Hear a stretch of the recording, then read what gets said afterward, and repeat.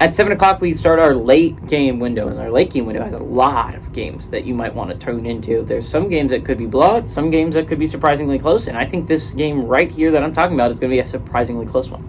Number 19, Kentucky is 5-2, traveling to number 3, Tennessee, who's 7-0.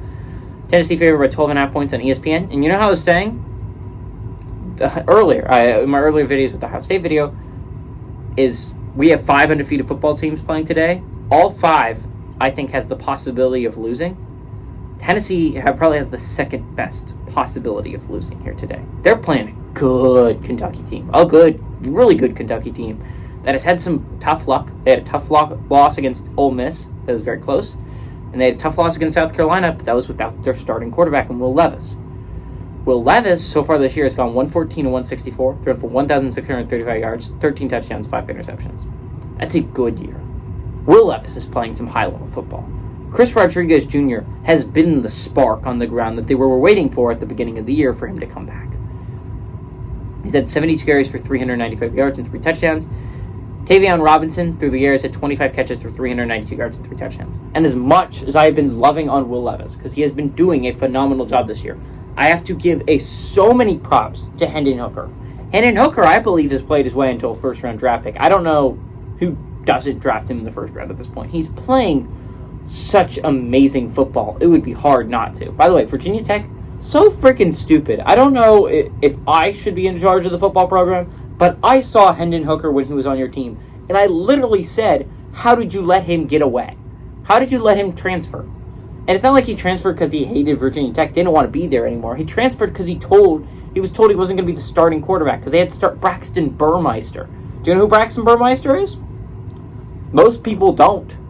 Most people, college football fans, know who Hendon Hooker is because he's been killing it this year. He's led his Tennessee team to number 3 overall. Hendon Hooker is only 137 and 194, thrown for 2,093 yards, 18 touchdowns, 1 interception. No big deal or anything. Jalen Wright on the ground has been quietly very productive. 85 carries for 405 yards and 4 touchdowns. But Jalen Hyatt single-handedly, him and Hendon Hooker's connection was amazing in the Alabama game. He's had 40 catches for 769 yards and 12 touchdowns. Tennessee leads the series all-time 82-26. Last game went to Tennessee in 2021. In 2018, that was the last time the Vols won at home. So it's been a while for this football team to win at home.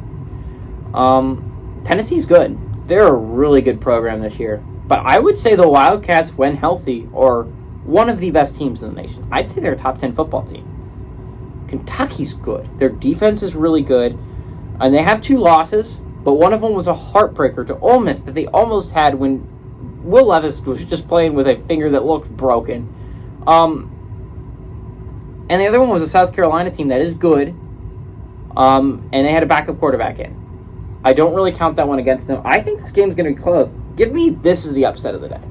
I am already picking an earlier upset of the day. This is going to be the biggest upset of the day. Give me Kentucky on the road to pull off a massive upset, a top 5 upset against undefeated Tennessee Vols, and taking a big loss before the Georgia game next week.